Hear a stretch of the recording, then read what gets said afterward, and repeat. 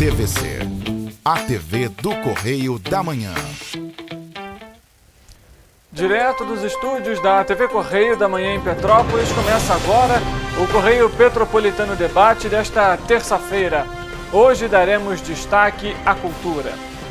O juiz Jorge Luiz Martins, da 4ª Vara Civil de Petrópolis, suspendeu os contratos emergenciais fechados pela Companhia de Desenvolvimento, a CONDEP, para a coleta de lixo. A decisão foi proferida na última segunda-feira e atende a um mandado da segurança do consórcio Limpe-Serra. Candidatos aprovados nos concursos para professor da rede estadual do Rio de Janeiro nos anos de 2013 e 2014 foram nomeados para o cargo na última segunda-feira. A decisão foi publicada em Diário Oficial. O Balcão de Empregos de Petrópolis disponibiliza 90 oportunidades nesta semana. E as vacinas monovalentes contra a Covid-19 vão estar disponíveis no Centro de Saúde aqui na cidade a partir desta quarta-feira. Um novo lote de 60 doses de vacinas provenientes da Secretaria de Estado de Saúde chegaram ao município.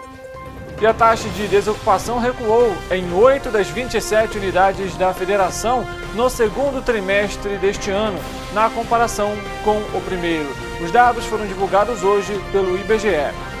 Diálogo com o objetivo de apresentar oportunidades para projetos culturais em Petrópolis. Eu sou Richard Stolzenburg e o Correio Petropolitano Debate está começando.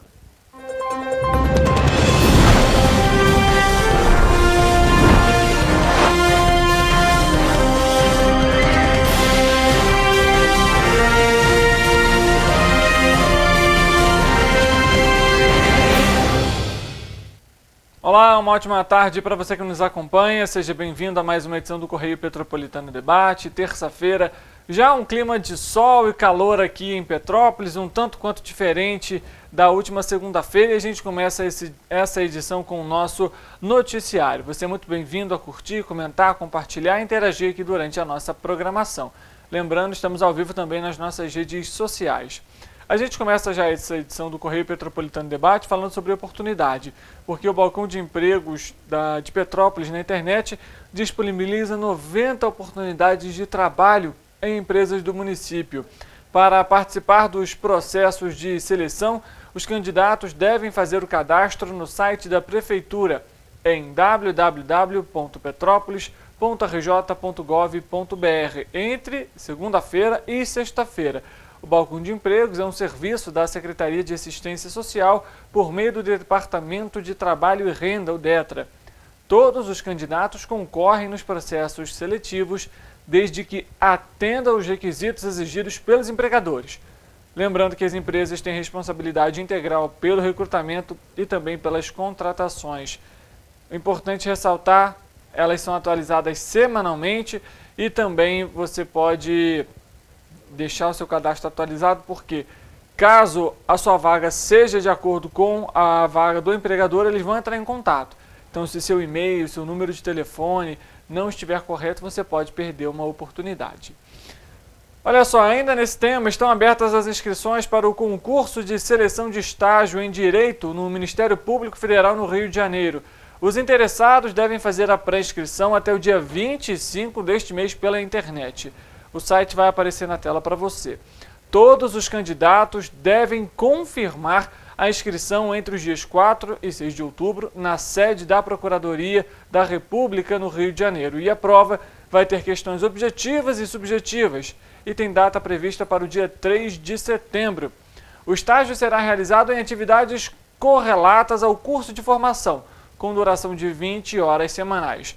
O programa de estágio do Ministério Público Federal oferece bolsa de R$ 976, além de um auxílio transporte no valor de R$ 11 por dia estagiado presencialmente, seguro contra acidentes pessoais e termo de realização de estágio ao final. A carga horária é, como a gente comentou, de 20 horas semanais, 4 horas por dia. Para concorrer, é preciso estar matriculado em uma das instituições de ensino superior conveniadas ao MPF. Inclusive, essas informações estão no edital. Já ter concluído pelo menos o 4º semestre e se formar no 1º semestre de 2024. Além disso, o edital prevê a reserva de 10% das vagas a pessoas com deficiência e ao sistema de cotas para minorias étnico-raciais. A validade do processo seletivo é de 6 meses e pode ser prorrogado por mais 6 meses caso haja o interesse. As dúvidas podem ser esclarecidas com a seção de estágio da Procuradoria da República no Rio de Janeiro pelo telefone DDD 21 3971 9494. A gente vai voltar a falar sobre Petrópolis porque vamos mais uma vez abordar a questão do lixo. Isso mesmo, ontem teve decisão na 4ª Vara Civil de Petrópolis e o nosso repórter Wellington Daniel vai trazer essas informações para a gente, ele já está aqui no estúdio. Uma boa tarde para você, Wellington. Pelo visto, teve questão aí de suspender, isso mesmo, os contratos com as empresas? Boa tarde, Richard. Boa tarde a todos de casa. O juiz Jorge Martins, da 4ª Vara Civil de Petrópolis, suspendeu os contratos emergenciais firmados pela Companhia Municipal de Desenvolvimento, a CONDEP, para a coleta de lixo. A decisão foi proferida nesta segunda-feira e atende ao mandado de segurança do consórcio Limpa e Serra. Na decisão, o juiz também determina que a Prefeitura de Petrópolis pague, no prazo de 3 dias, os débitos com as empresas que foram contratadas. A CONDEP firmou 3 contratos emergenciais após o fim do contrato com o consórcio Limpa e Serra. 2 com a M3, que previam o aluguel de caminhões e equipamentos para a coleta de lixo urbano e o transbordo de destinação final, e outro com a PDCA para os resíduos hospitalares. Já a mão de obra vinha sendo feita pela própria CONDEP. E aí eu apurei agora há pouco, Richard, juntamente com o Tribunal de Contas do Estado, porque para o pessoal de casa entender um pouquinho melhor. Tem essa decisão judicial, então os contratos estão suspensos. E tem também uma determinação de auditoria nos contratos emergenciais pelo Tribunal de Contas do Estado. E aí eu apurei agora há pouco que essa auditoria ela já está no gabinete da presidência do TCE e então agora aguardando a autorização do TCE para que essas auditorias comecem. Na decisão, o juiz Jorge Martins ele considerou, Richard, inclusive, que há sim suspeitas de irregularidades que também o TCE está apontando nesses contratos emergenciais. Para a gente ver essa situação, olha que delicado, né? Petrópolis, quando a gente trata dessa questão, a CONDEP é uma organização enorme aqui no município, muito complexa, tanto em questões administrativas, mas financeiras também. E aí você tem o lixo, que já é um grande problema também. E aí acontece a não renovação dos contratos com a empresa Limpa e Serra, que informou para a nossa equipe, inclusive, que teria sim o interesse de continuar com o serviço. E aí você cria todo esse caos, a CONDEP ter que usar caminhão, trator para fazer ali a coleta do lixo, implicando ali em diversas problemáticas, diversas localidades, literalmente com lixos transbordando nas áreas destinadas para o descarte. E agora você ainda tem essa suspeita de irregularidade nos contratos. Foi até inclusive um questionamento, né, Wellington, porque a princípio o contrato de renovação de 12 meses teria um valor ali de 6 milhões de reais. E por que de 6 meses? Então até a gente já comentou aqui sobre isso numa outra edição, esse valor seria de 7 milhões e 200 mil reais. Essa novela, né, da coleta de lixo em Petrópolis tem vários capítulos. Primeiro foi tentada a licitação em cima da hora, em cima do final já do prazo dos contratos. E aí essa licitação foi paralisada tanto pelo TCE também quanto pela própria 4ª Vara Civil. Então as licitações estão paradas. Essas licitações são para coleta de lixo urbano, também destinação e transbordo, destinação final e transbordo, e também para a coleta dos lixos hospitalares, vale a gente lembrar. Então estão paradas. Aí a Prefeitura então fez esse contrato emergencial com uma empresa, com a M3, né, no caso, que já tinha concorrido na licitação. No contrato emergencial está cobrando muito além do que cobra na licitação. E outro ponto importante também, Richard, que a gente estava apurando agora de manhã, provavelmente, né, a Prefeitura só afirmou em nota que o serviço não será paralisado, mas obviamente com essa decisão judicial, então não terá esse apoio da empresa. Eles ainda não informaram como vai ser feito, mas provavelmente a CONDEP vai assumir todo esse serviço, porque é também algo que se fala na decisão. O juiz, Dr. Jorge Martins, ele afirma na decisão que a CONDEP tem sim condições de realizar esse serviço. Então, a gente apurou agora com o INEA se a CONDEP tem também a licença para realizar esse serviço. E o INEA voltou a afirmar aquilo que a gente também já tinha comentado aqui no Correio Petropolitano Debate, a gente também já tinha dado no nosso jornal impresso, que a CONDEP não possui licença para o serviço de coleta. Outra empresa deve fazer. A única licença em relação a tudo isso que a CONDEP possui é para uma operação no aterro. Fora isso, ela não possui licença. Então aí é uma outra questão e a gente está tentando contato com a Prefeitura de Petrópolis também para esclarecer melhor esses pontos. Ou seja, pelo andar da carruagem, como digamos, a gente tem esse costume de dizer, né, um ditado bem conhecido, a princípio parece que mais uma vez o cenário de lixos em diversas localidades de Petrópolis vai voltar, né, Wellington, por essa decisão e também porque a Prefeitura ainda não respondeu os nossos questionamentos e de que forma vai adotar medidas aí para diminuir esse impacto. Wellington, obrigado pelas suas informações. Obrigado, Richard. Boa tarde a você, boa tarde a todos de casa. A gente vai ter que continuar acompanhando essa situação aqui em Petrópolis e lembrando mais uma vez, né, é importantíssimo esse cuidado e essa atenção especial para essa coleta do lixo, porque isso pode se tornar um problema grave de saúde pública. A partir do momento que aquele lixo está ali exposto, pode gerar bichos, ou entre outros animais também, que têm ali veneno, peçonhentos. E a grande preocupação agora é como que vai ficar então essa coleta aqui em Petrópolis, né?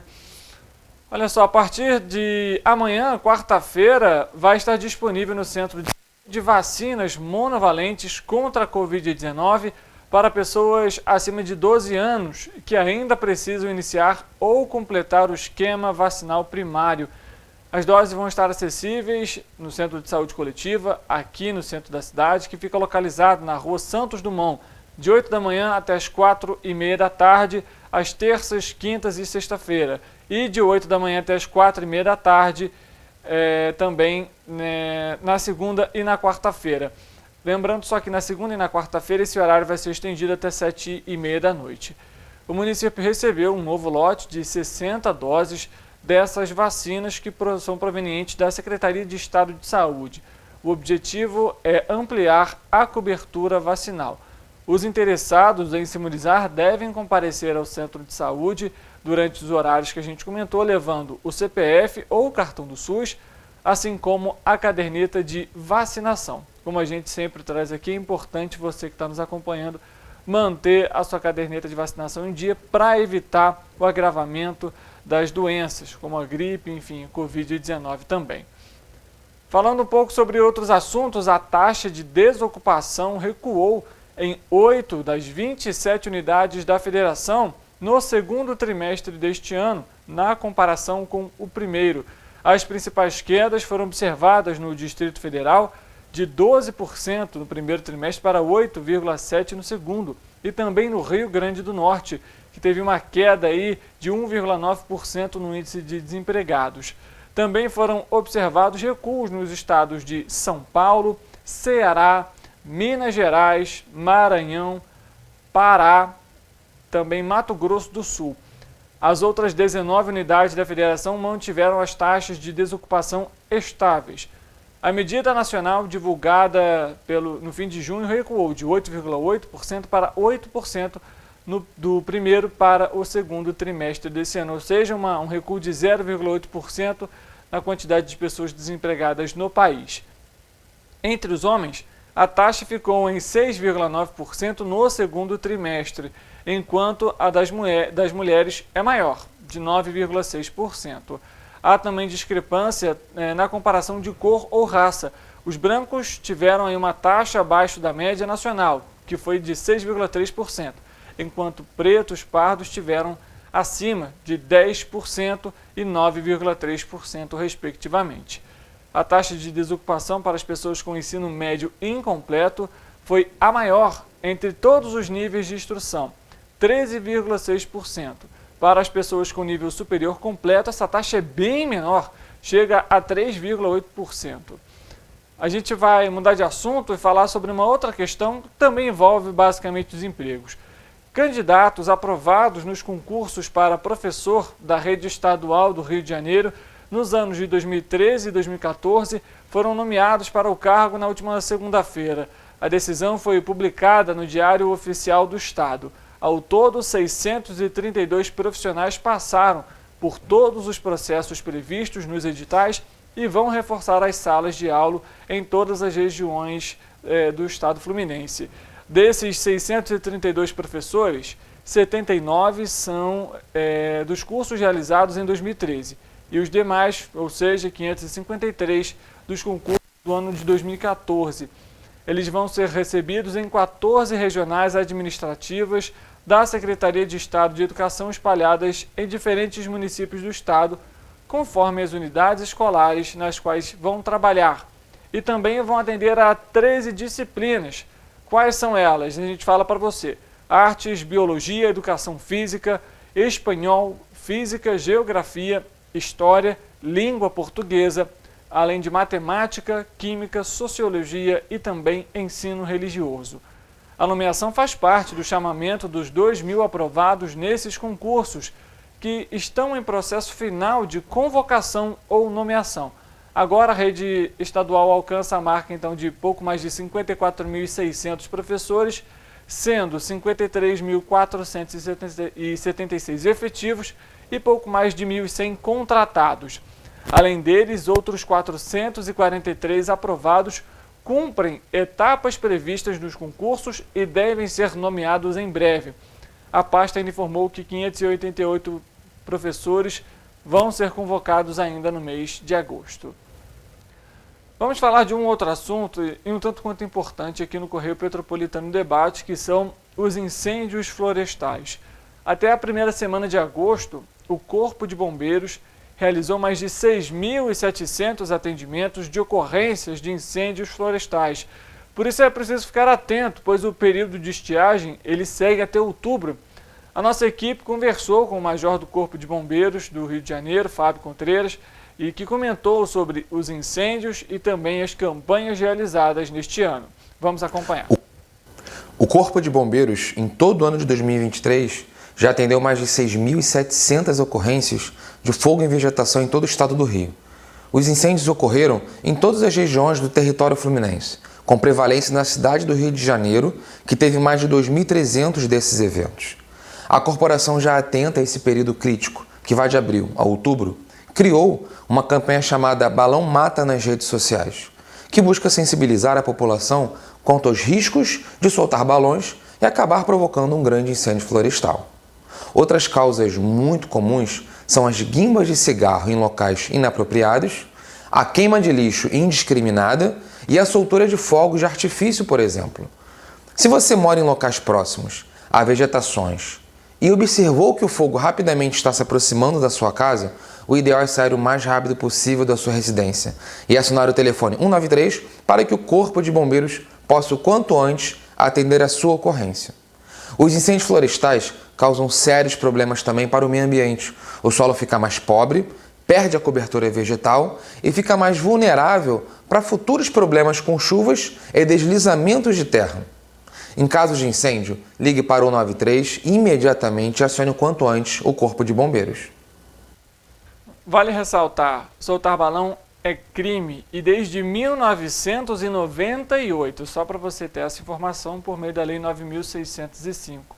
Então, se você por um acaso está acompanhando, viu alguém soltando algum balão, você pode sim fazer essa denúncia, ela pode inclusive ser anônima, porque isso pode gerar um grande impacto aí, não só naquele momento do incêndio para a fauna e para a flora, mas também, como o próprio Major comentou, aquele solo ele se torna fragilizado e há um aumento da possibilidade de escorregamento, de deslizamento, ou seja, durante as chuvas de verão, isso pode ser intensificado e aquele local ali que sofreu com esse incêndio se tornar uma área de deslizamento. Então, muito cuidado também com a queima aí de lixo, né? A gente sabe, limpeza de terreno, é sempre muito importante ter esse cuidado, essa cautela.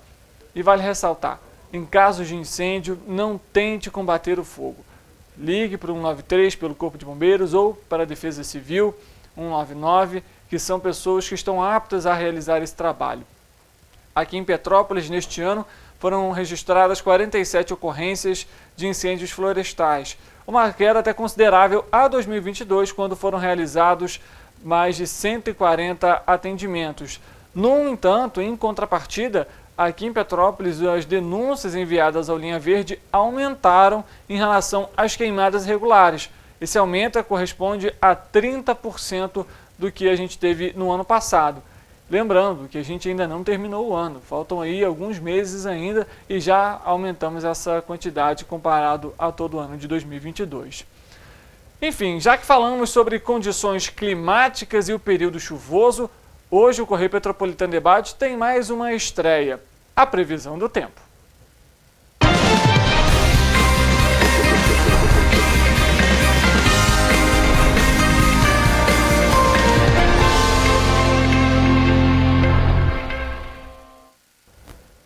E nós vamos conversar com o nosso repórter, o Eric Portela, que vai trazer as informações do tempo para a gente. Ele que também vai ter um cenário só para ele, viu, gente? Para trazer tudo para a gente. Eric, uma boa tarde para você. Afinal, chove, não chove? Como é que vai ficar o clima aqui em Petrópolis? Boa tarde, Richard. Boa tarde a todos que estão nos assistindo. Olha, se o público do Correio Petropolitano Debate já ficava bem informado quando assistiu o programa, agora fechou com chave de ouro. A partir de hoje, nós vamos ter a previsão do tempo todos os dias. Assim, evita que você saia de casa e passe por aquela chuvinha repentina, sabe? Quem mora em Petrópolis sabe que a cidade é mestre nesse assunto. Por exemplo, hoje o município tem em média 90% de chance de chuva, mas só deve ocorrer no período da noite, mais ou menos. Durante a tarde, a previsão é de céu encoberto. Agora vamos à previsão para esta quarta-feira nas nossas cidades de cobertura. Bem, em Nova Friburgo não há probabilidade de chuva e a tendência é de ligeira elevação na temperatura.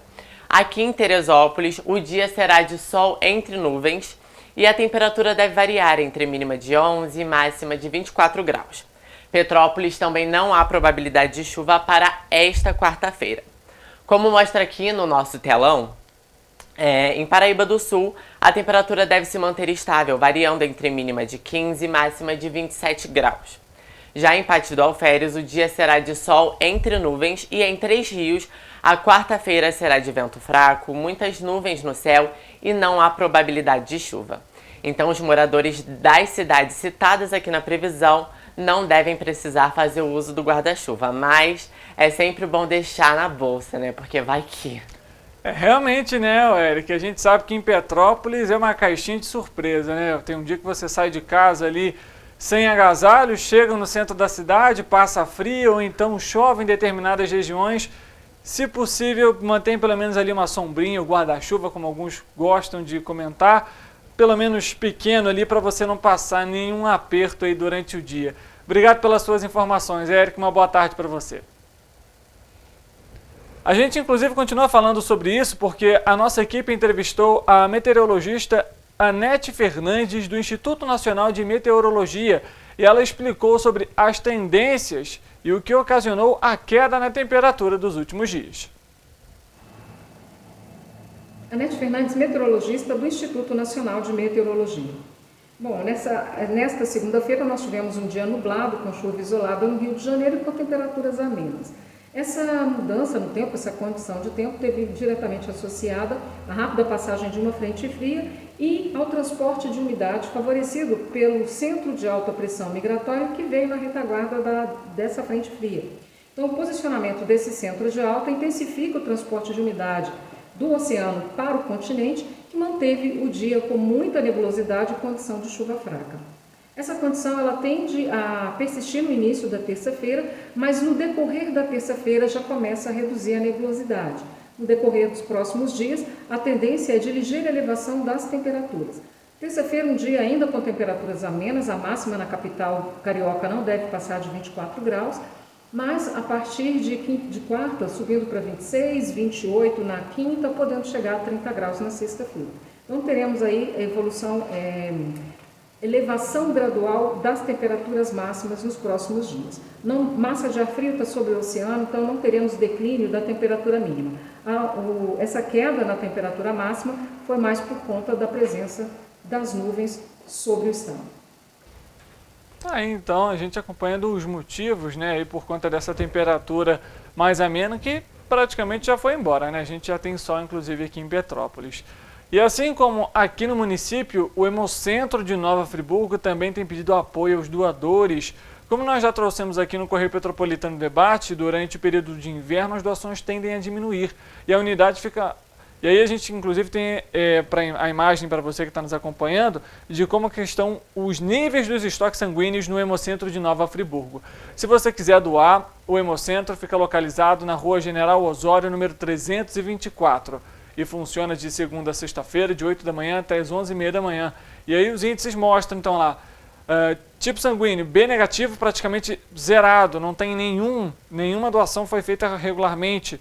A negativo, O negativo, também com índices bem baixos. AB negativo também não há estoque.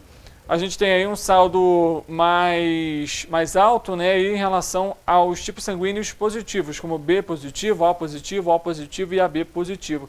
Lembrando que é importante você, por exemplo, que tem o tipo sanguíneo O negativo, para você fazer essa doação, porque o O negativo é o único tipo sanguíneo que pode ser transferido, né, doado para todos os outros tipos sanguíneos. Então, é muito importante a sua doação.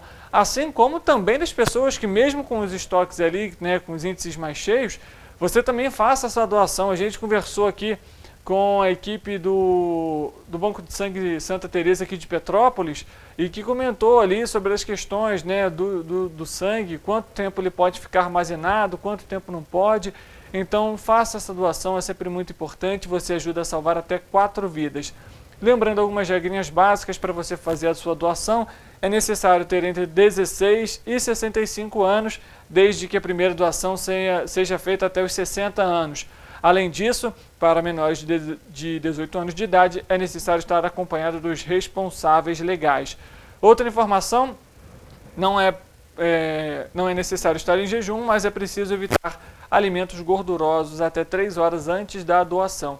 E não é possível beber bebidas alcoólicas, ingerir bebidas alcoólicas 12 horas antes das doações. Além disso, se você fez algum procedimento estético, tatuagem, colocou algum piercing, é necessário um intervalo de 6 meses. Mas, como a gente comenta, se você tem alguma dúvida, ligue para o banco de sangue, para o Hemocentro da sua cidade, tire as suas dúvidas e faça a sua doação.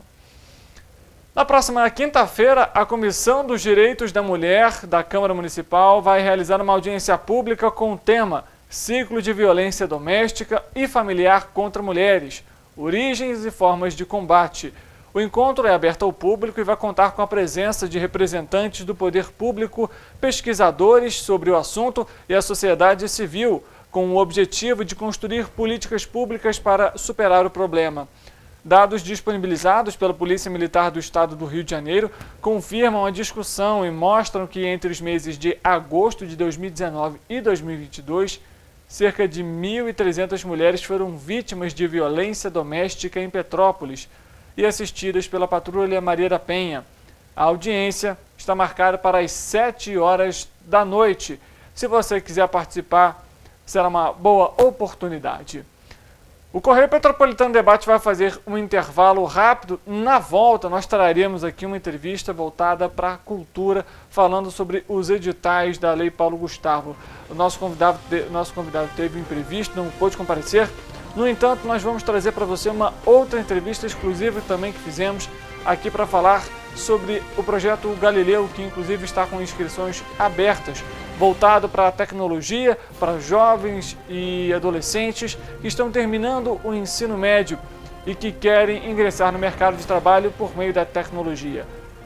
Tudo isso após o intervalo, a gente volta já.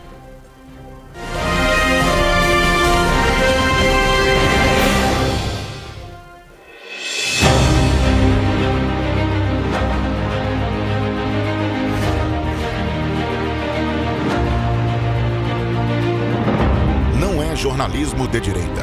É jornalismo direito. Correio Petropolitano. Tudo que seu jornal não deveria ter deixado de ser. Todos os dias, em uma banca perto de você.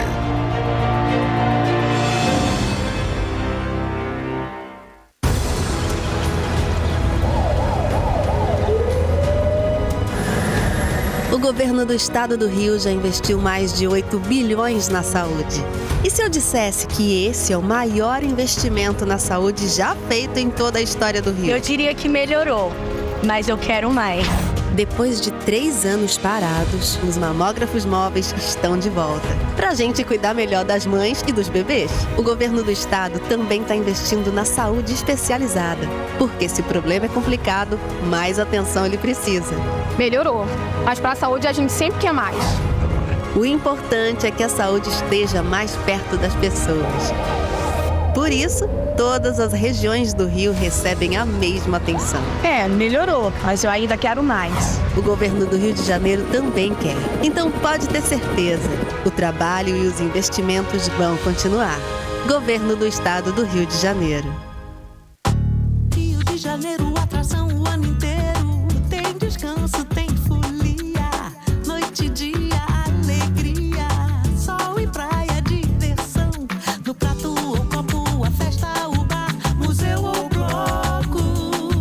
Show, cultura, história, gravado na memória e no seu coração. Rio de Janeiro, vem se apaixonar. Rio de Janeiro, vem se apaixonar.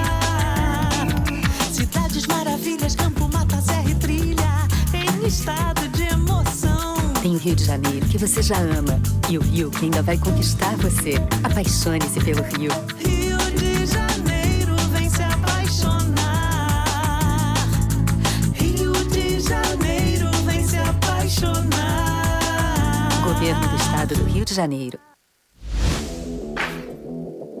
Para ter mais qualidade de vida, conte com a maior rede de academias de Petrópolis. Aqui na Cooper, com uma mensalidade, você utiliza todas as unidades. Centro, Bingen, Itamaraty e Itaipava. Com planos a partir de R$ 84,00, a academia oferece ambientes modernos para você cuidar da sua saúde com segurança.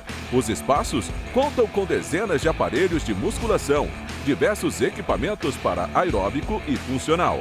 Além, é claro, de profissionais qualificados e uma extensa grade de aulas coletivas, que inclui dança, bike, jump, wall fit, step fit, entre outras.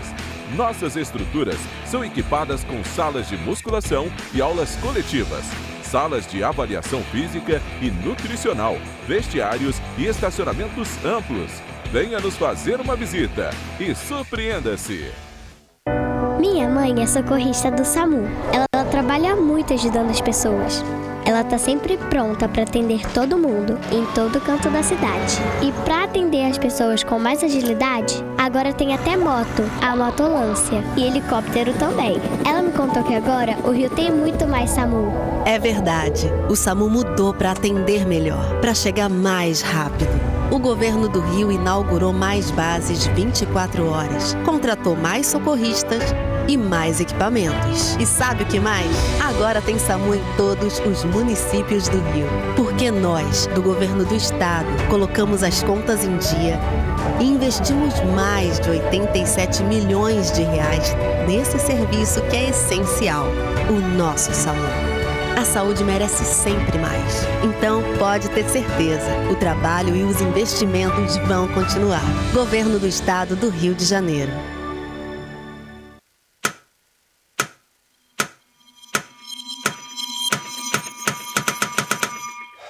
Cara, o que a gente tá fazendo, hein? Vamos falar um segundo, gente? Sim, sobre violência contra a mulher, mas mais sobre a gente. Pensa nas mulheres que você conhece, nas mulheres próximas de você. Colegas de trabalho, vizinhas, amigas, as mulheres da tua família. Agora imagina que a cada 8 minutos, uma delas é estuprada. Duro de engolir, né? Mas é o que tá acontecendo no Brasil. Aqui, 7 em cada 10 mulheres já sofreram violência ou assédio no trabalho. E absolutamente todas as mulheres, inclusive as que você pensou, vão sofrer algum tipo de abuso pelo menos uma vez durante a vida. Pesado, né? Mas e aí? O que a gente tá fazendo? Vamos falar sobre a gente. Sobre o jeito que a gente trata as mulheres. Passa a vara, senta a rola, pega de jeito. Comer, meter, fuder. Aê, garanhão. Pegador, comedor. Ensinam pra gente que a mulher é uma coisa a ser conquistada, um prêmio, e que você não deve aceitar um não como resposta. Ela não te dá bola, É porque tá se fazendo difícil. É só pagar um drink que ela tá na tua, irmão. Manda ver. Ela tá pedindo. Só um beijo. Um beijinho, pô. Não tem mulher que não dá. Só tem homem que não sabe pegar. Vai lá, pega ela, mostra que é macho. É assustador quando a gente ouve isso fora de contexto, né? Agora imagina o quanto é assustador para elas. Quantas vezes você já ouviu alguém falar assim? Seja na escola, seja no trabalho, seja na balada, até na sua própria casa. Tá errado. Então, vamos falar sobre a gente?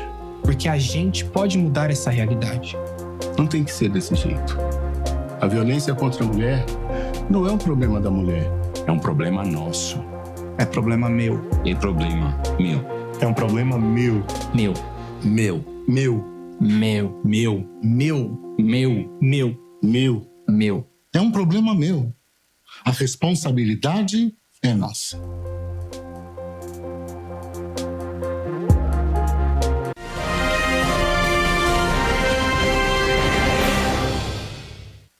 Iniciei a nossa entrevista aqui, Vladimir. Eu vou pedir por gentileza para você falar seu nome, sobrenome, cargo ou função, por favor. Vladimir Carvalho, presidente da Alter Data Software.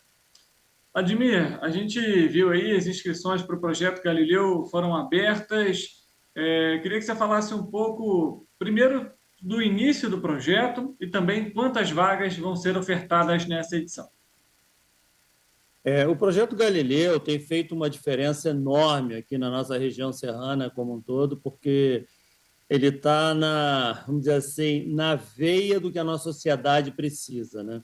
Quando o projeto foi criado há 2 anos atrás, ele era um sonho apenas. Eu e meu sócio investimos aí quase 1 ano no desenvolvimento de uma metodologia para nós capacitarmos e gerarmos novos programadores em 6 ou 7 meses de estudo. A ideia era pegar jovens de baixa renda, pessoal que saiu do 2º grau, do ensino médio agora, que não tem curso superior, que não entenda nada de tecnologia, e nós formarmos essas pessoas. Porque nós percebemos que o projeto Galileu tinha a ver com 3 pilares, né?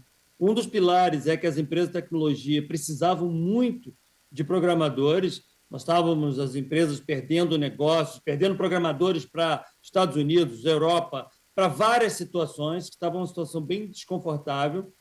Segundo pilar é que essa classe social de baixa renda tem muita dificuldade de oportunidades para salários de alta remuneração. Normalmente, eles têm mais oportunidade para profissões de menor remuneração. Então, havia um contingente muito grande de pessoas precisando trabalhar. E o terceiro pilar é a filantropia. São aquelas pessoas jurídicas e físicas que gostam de ajudar, gostam de realizar coisas, gostam de colaborar com essa classe social. Esses 3 pilares juntos nasceu o Projeto Galileu. Nesses últimos 2 anos, já passaram quase que 400 jovens, todos vindo de comunidades e sendo apadrinhados por empresas em vários pontos do país.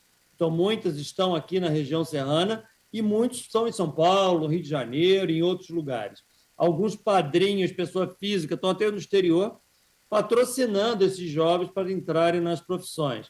Nós temos conseguido fazer, em 6 meses, esses jovens ganhar mais do que os respectivos pais. Isso é muito legal, é muito mágico assim, o que a gente vem fazendo e transformando, né?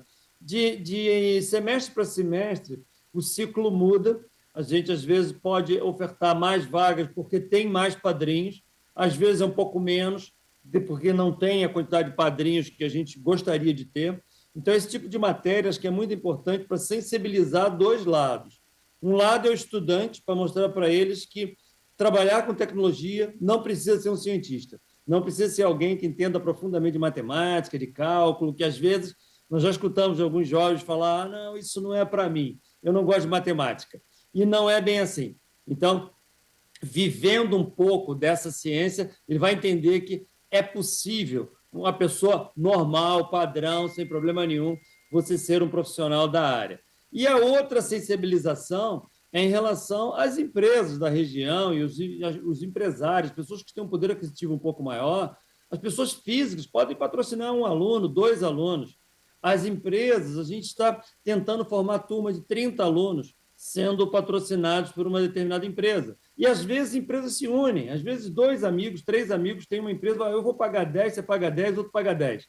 Com 7 meses de estudos, a gente coloca esses jovens no mercado. A ideia é gerar riqueza na nossa região aqui, na região serrana, é fazer com que, de fato, a gente consiga injetar capital, fazendo com que cada um consiga ganhar os seus próprios recursos. Então, a gente tem aproximadamente 30 vagas abertas nesse momento, mas do dia para a noite isso muda, porque às vezes entra um padrinho novo, colocando aí à disposição mais 30 vagas, que é o limite de uma turma. Então, acho que é bem possível, tendo os alunos cadastrados na plataforma, a gente coloca no banco de dados de apadrinhamento e a gente começa a preencher essas vagas de acordo com a aquisição dos padrinhos, né? E existe algum processo seletivo? Como que funciona, por exemplo, para selecionar esses alunos? Existe porque nós temos que tentar minimizar os erros para os padrinhos, né? Ele não pode investir num grupo de alunos que não conclui o treinamento. Então, há uma filtragem inicial, há uma entrevista com a nossa equipe, há uma pequena prova para entender se ele entende um pouquinho de interpretação e lógica, para que a gente consiga ter o mínimo de diminuir as possibilidades de erro, né? Atualmente, a gente acerta aproximadamente 85% dos casos, ou seja, cada 10 que entram, 8,5 terminam o treinamento, e a grande maioria deles são empregados. Eles são contratados por inúmeras empresas. Uns como programador em si, como trainee, outros entram em funções de tecnologia que um pouquinho na frente eles se tornam programador. Ou seja, a ideia é formar programadores trainees, aqueles que estão em desenvolvimento ainda, e ele terminar o desenvolvimento da carreira dentro das próprias empresas que os contratam, né? A gente teve um próprio exemplo agora há pouco, conversamos com a Ana Clara, e ela foi um desses exemplos que iniciou em 7 meses, uma semana depois já estava praticamente empregada dentro de uma empresa de tecnologia. Como que é para você, como fundador também do projeto, ver esse resultado na prática, acontecendo na realidade e mudando realmente a vida desses jovens? Olha, esse é um detalhe assim muito importante para mim, pessoalmente, né? Porque eu não sei, muitos empresários têm uma forma de ver o negócio diferente do que eu vejo, né? Porque eu acho que a empresa, cara, a Alterdata, ela tem um peso na sociedade que vai além do balanço, do faturamento dela, do lucro que ela dá, do carro que eu posso comprar com o meu trabalho aqui. Ela tem um impacto social violentíssimo e ela melhora a vida das pessoas. Isso me enche de alegria, né? Quando consegue criar alguma coisa que você começa a mudar a história da sociedade, né? E já escutei de reitores de universidades coisas assim bem emocionantes, dizendo que o Projeto Galileu está invertendo a ordem da sociedade. Eu falei, pô, não entendi, cara, como assim invertendo a ordem? E ele me explicou uma coisa muito interessante, falando que, olha, quando a gente é criança, o que a gente escuta dos nossos pais e avós? Vá, meu filho, faz faculdade, que você vai ter uma profissão, você vai ter um dinheiro, você vai sustentar a sua família, você vai ter dinheiro porque fez curso superior. Só que uma grande parte da sociedade não consegue fazer curso superior porque não tem dinheiro. Aí não tem dinheiro, não faz superior, não tem superior, não faz dinheiro. Ele entra numa roda negativa e não sai dessa situação. O que nós estamos fazendo é injetando dinheiro, profissão bem remunerada, para um jovem que vai fazer faculdade depois. Ele vai ter recursos para fazer o curso superior. Então, alguns reitores comentam comigo, Vladimir, você está fazendo algo que pode lotar as faculdades. Isso é lindo, cara. Isso é lindo porque você transforma a vida das pessoas, não dando alguma coisa de graça. Eu não estou dando uma cesta básica, eu não estou dando algo pontual. Nós estamos realmente ensinando as pessoas a ganhar o seu próprio dinheiro, a ter uma profissão bacana, a ser respeitado, ter autoestima elevada e poder construir uma vida melhor, né? Isso muda o Brasil como um todo. Se ao invés de 400 alunos aqui tivesse passado 4.000, já teríamos tido um impacto aqui na nossa região violentíssimo. Admiro, além disso, tem uma outra questão também que é importantíssima, que é a dedicação também desse aluno, né? E hoje, quantos professores, por exemplo, participam, dão aulas no Projeto Galileu? Nós temos um gargalo que, ao mesmo tempo que faltam programadores no mercado, faltam professores.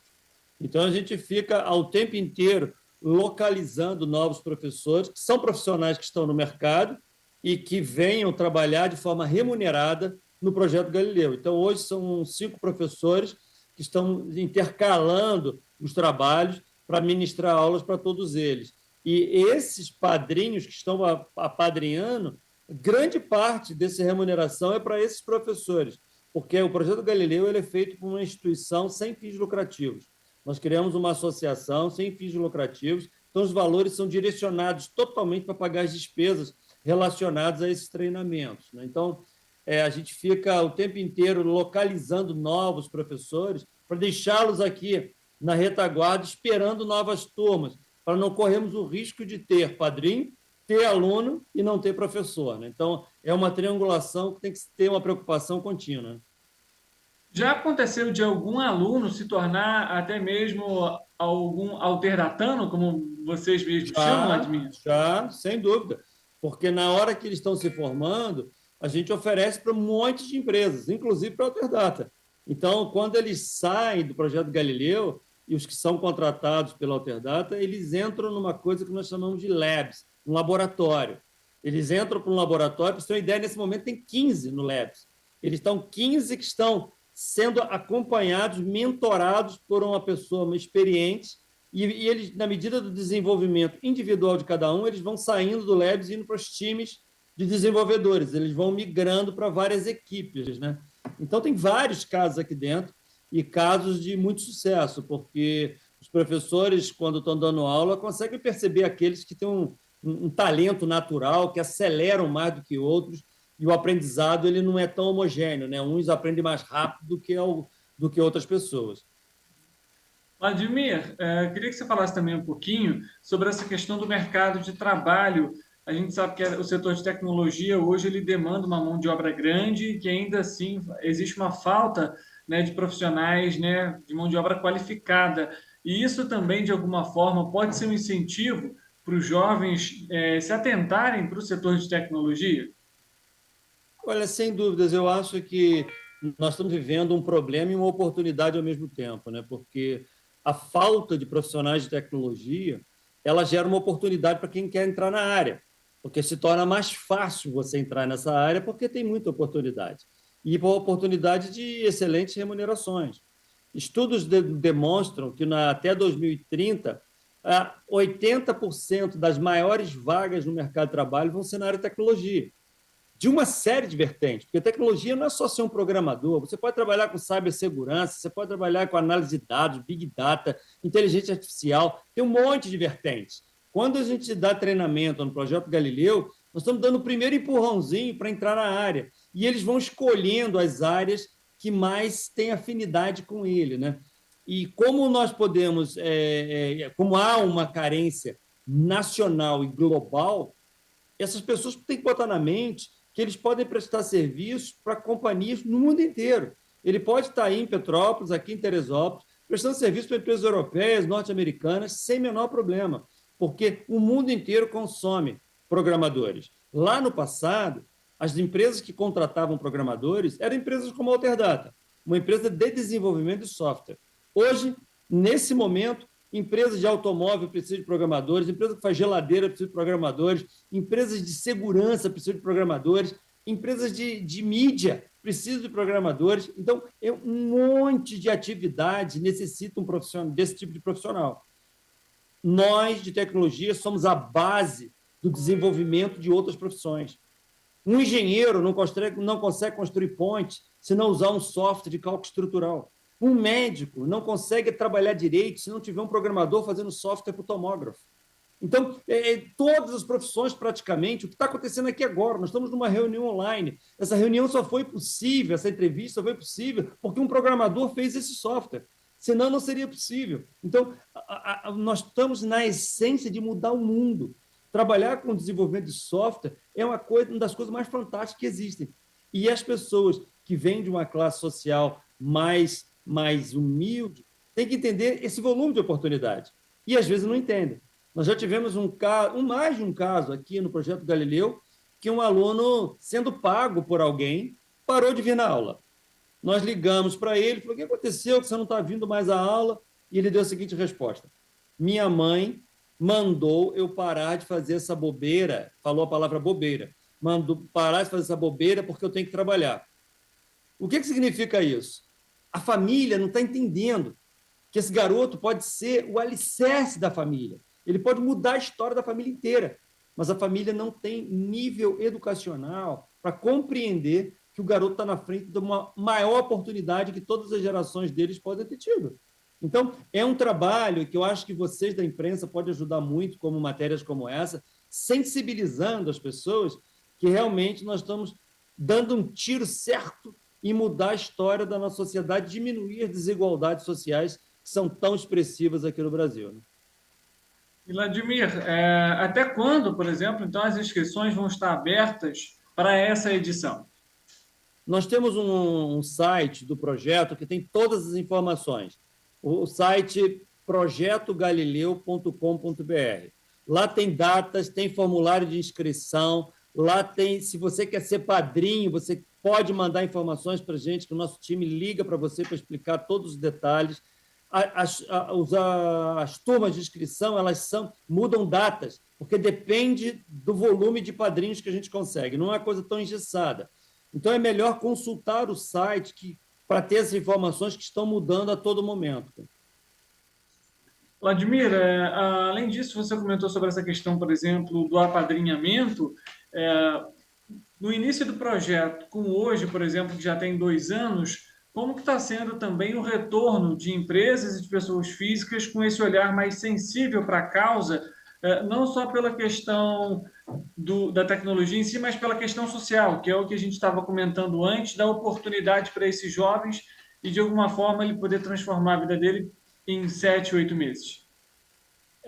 Eu noto que hoje o Projeto Galileu é mais aceito, porque lá no passado as pessoas, alguns nem acreditavam que seria possível. Alguns amigos meus pessoais, você é muito sonhador, cara, como é que você vai fazer um negócio desse?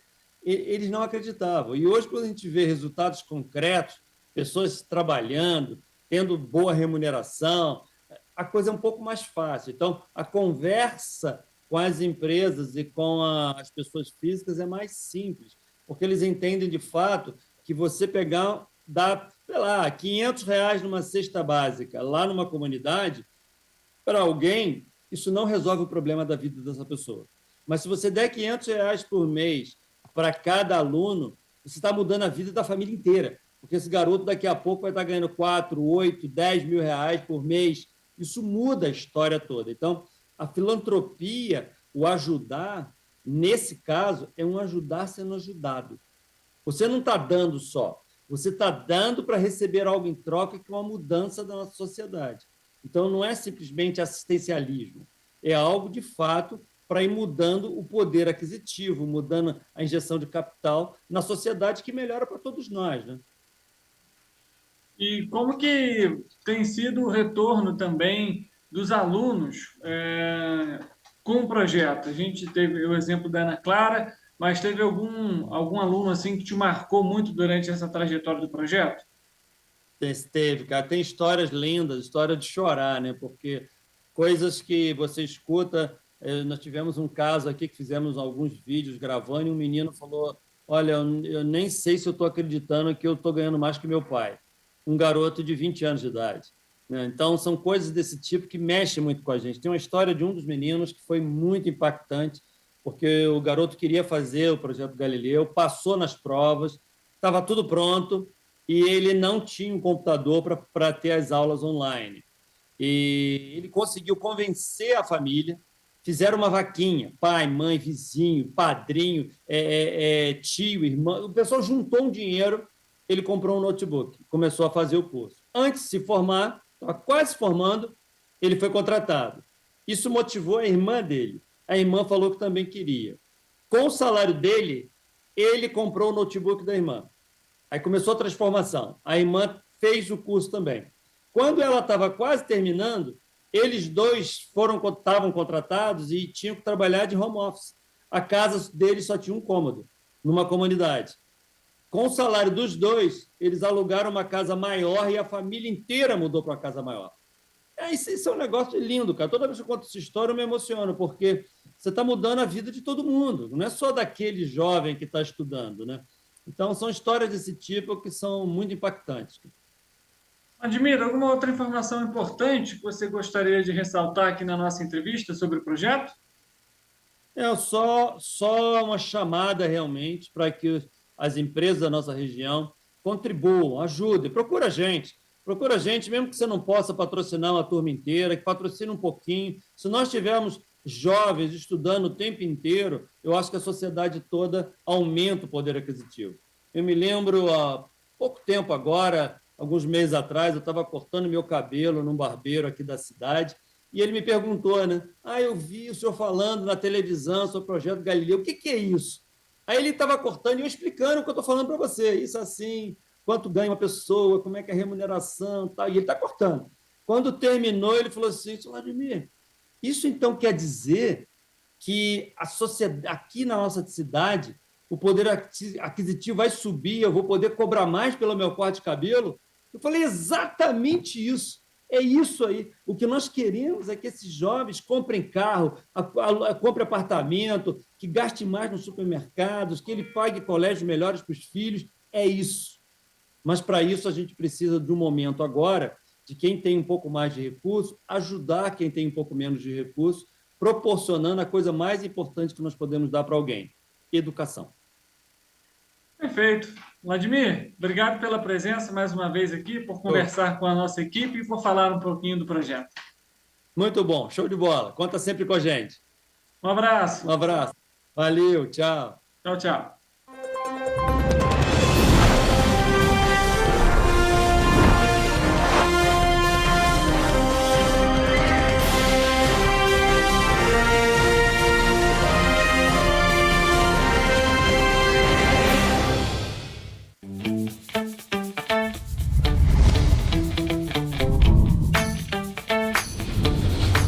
TVC, a TV do Correio da Manhã.